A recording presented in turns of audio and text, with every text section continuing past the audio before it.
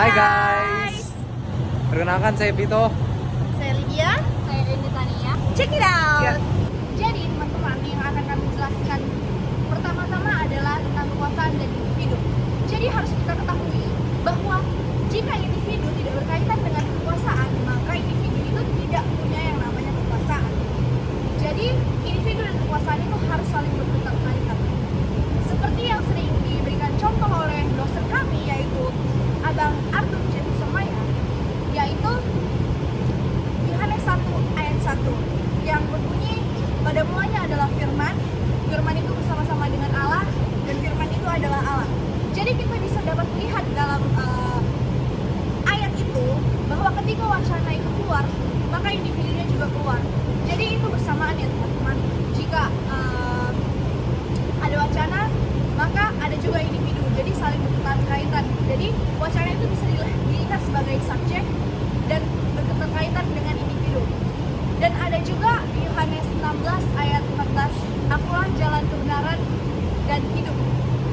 Nah, jadi dia itu adalah kebenarannya. Jadi individu itu adalah kebenaran. Kebenaran itu adalah subjek. Jadi kebenaran di dalam individu. Individu di dalam kebenaran bisa disebut juga dengan subjek di dalam individu dan individu di dalam subjek. Jadi pembahasan yang kedua adalah homo economicus. Homo economicus, kata kunci pertamanya adalah pertukaran. Jadi pertukaran itu adalah hal yang paling mewarnai transaksi dan yang paling mewarnai ekonomi global, yang dimana awalnya itu dalam bentuk barang atau komoditi lalu bertransformasi menjadi kapital. Jadi prosesnya itu bisa seperti ini teman-teman. Nah, contohnya adalah misalnya Bang Arthur ini dia memiliki kemampuan dan dia memiliki otak yang difasilitasi dengan lulusan S1. Jadi dia bekerja dan dia digaji dengan 4 juta. Maka Bang Arthur itu subjek bisa berubah menjadi komoditi karena dia sudah dibeli dengan 4 juta tersebut. Dan juga ada contoh lainnya teman-teman. Ketika kita kerja di suatu perusahaan dan kita menghasilkan satu barang, dan untuk membuat barang itu kita digaji dengan 2 juta. Tetapi barang yang kita hasilkan itu menjadi komoditi dan barang itu dijual dengan harga 2,5 juta. Jadi ketika kita melihat hal ini, disitulah terbentuk yang namanya kapitalis.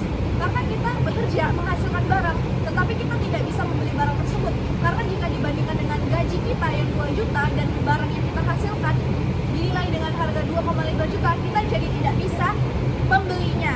Disitulah terjadi yang namanya kapitalis, teman-teman. Oke, jadi selanjutnya kita akan membahas tentang genealogi. Genealogi itu adalah suatu usaha untuk mengubah ide atau konsep mengenai sosial dan budaya pada suatu sejarah yang membedakan sejarah yang satu ini dengan sejarah selanjutnya. Di mana bisa kita lihat pada contoh kasusnya itu peristiwa kegiatan ekonomi atau perdagangan pada masa sebelum adanya Adam Smith dan setelah adanya teori Adam Smith, di mana sebelumnya itu kegiatan pasar itu masih dikendalikan oleh negara. Namun setelah adanya teori Adam Smith itu konsep atau ide tentang kegiatan ekonomi itu berubah menjadi individu bisa bebas berdagang di suatu negara tersebut. Jadi pada era merkantilisme bisa dibilang tuh homo economicus belum ada. Kenapa demikian? Ya karena pada kala itu individu belum berkuasa ya, yang berkuasa itu negara. Kemudian Foucault mengkritik hal tersebut. Dia berpendapat bahwa negara itu berkuasa karena negara yang mengkontrol monopoli dan perdagangan luar negeri gitu. Jadi individu belum ada. Masuklah ke era Adam Smith. Pemikiran Adam Smith dalam The Wealth of Nations 1776 mengubah pandangan tentang bagaimana ekonomi seharusnya dikelola dengan menekankan pentingnya pasar bebas dan mengkritik kontrol negara yang dominan dalam merkantilisme. Dalam kerangka Foucault, ini adalah pergeseran kekuasaan dari negara ke pasar. Homo economicus sekarang dikenal sebagai orang yang rasional yang berusaha memaksimalkan keuntungan pribadi daripada negara. Ini mencerminkan munculnya subjek ekonomi yang bebas, di mana kekuasaan pasar menggantikan kekuasaan negara sebagai pengatur ekonomi. Pada era liberalisme, negara dipandang sebagai penjaga yang memastikan bahwa pasar berjalan bebas, tetapi tidak sebagai pengatur ekonomi secara langsung. Homo economicus menjadi subjek yang independen dan bebas bertindak sesuai dengan mekanisme pasar, tetapi tetap berada di bawah pengawasan negara sebagai regulator. Inggris memiliki koloni di Amerika, Afrika, dan Asia pada masa Smith. Mereka menggunakan koloni ini sebagai sumber daya dan pasar untuk produknya melalui merkantilisme. Namun, gagasan bahwa ekonomi harus terbuka dan tidak terbatas pada monopoli muncul bersamaan dengan munculnya ide-ide seperti Homo economicus dan pasar bebas. Smith berpendapat bahwa jika perdagangan dibuka, kompetisi dan efisiensi akan meningkat untuk semua pihak. Perang kemerdekaan Amerika 1775 sampai 1783 adalah salah satu contoh nyata dari kritik terhadap merkantilisme pada era Smith. Amerika Serikat yang saat itu merupakan koloni Inggris menentang kebijakan merkantilisme Inggris yang sangat protektif dan menuntut kemerdekaan. Amerika Serikat merasa dieksploitasi oleh kebijakan seperti pajak tinggi pada barang-barang domestik. Smith mendukung perdagangan bebas dan percaya bahwa jenis kolonialisme ini tidak efektif dan hanya menimbulkan ketegangan ekonomi dan politik. Smith membentuk pemikiran ekonomi dengan gagasan Homo economicus yang mendorong pergeseran dari kekuasaan negara penuh ke kebebasan individu.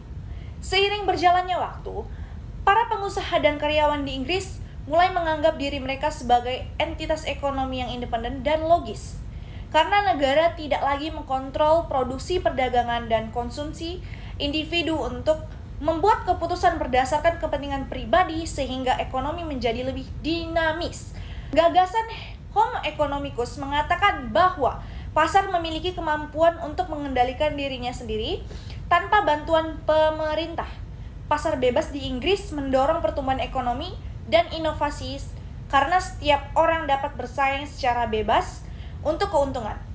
Ini menunjukkan pergeseran dari sistem pasar yang berpusat di satu negara ke sistem yang lebih terdesentralisasi.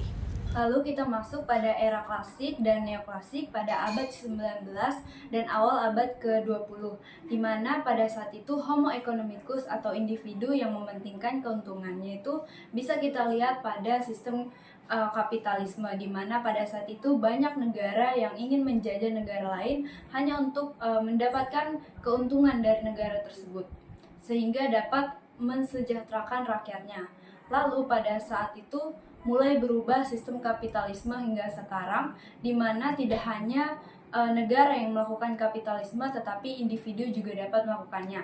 Seperti bisa kita lihat pada munculnya perusahaan multinasional seperti McDonald, yang gimana pemilik McDonald ini bukan negara, tetapi individu yang mampu menguasai pasar global.